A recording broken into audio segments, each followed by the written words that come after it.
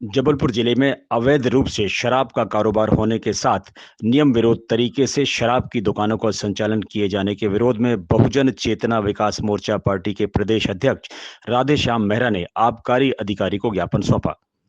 राधेश्याम मेहरा का कहना है कि 5 जनवरी को अवैध रूप से शराब बेचने वालों पर कार्रवाई किए जाने के साथ राष्ट्रीय और राजमार्गों के समीप हाईकोर्ट के आदेश का उल्लंघन कर शराब की दुकानों को खोले जाने पर कार्रवाई की जाने की मांग की गई थी।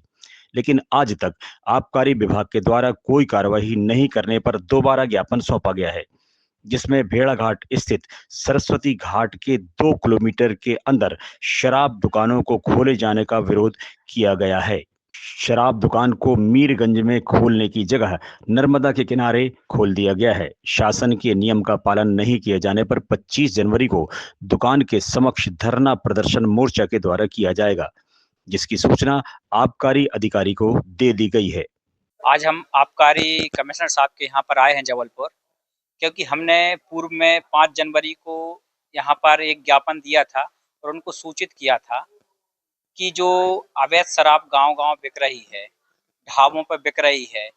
और जो अवैध दुकानें हैं, जिनका माननीय न्यायालय का आदेश है कि नेशनल हाईवे और राजमार्ग हाईवे से 500 मीटर की दूरी पर होना चाहिए, किंतु वो हाईवे से लगी हुई दुकानें हैं। और हमने उनको बताया था कि भेड़ाघाट में मान जो सरकार मध्य प्रदेश शासन का एक नियम है कि नर्मदा जी से शराब की दुकान की दूरी 5 किलोमीटर होना चाहिए, किंतु भेड़ाघाट सरस्वती घाट से जो दुकान है, वहाँ की शराब दुकान है, उसकी दूरी 2 किलोमीटर है। और दूसरी बात ये है कि जो शराब दुकान है वो मीरगंज के लिए अलॉटमेंट है और वो दुकान बिल्हा में खुली हुई है। ये दो गलतियां वहां पर पाई गई हैं और वो दुकान पूर्ण रूप से अवैध है। उसके लिए हमने यहाँ पर ज्ञापन दिया है और हमने 15 दिन का समय दिया था, जो कि समाप्त हो गया है। अब हम 25 जनवरी को शराब दुकान के सामने आंदोलन कर रहे हैं, जिसके लिए हमने इनको पुनः सूचित किया है।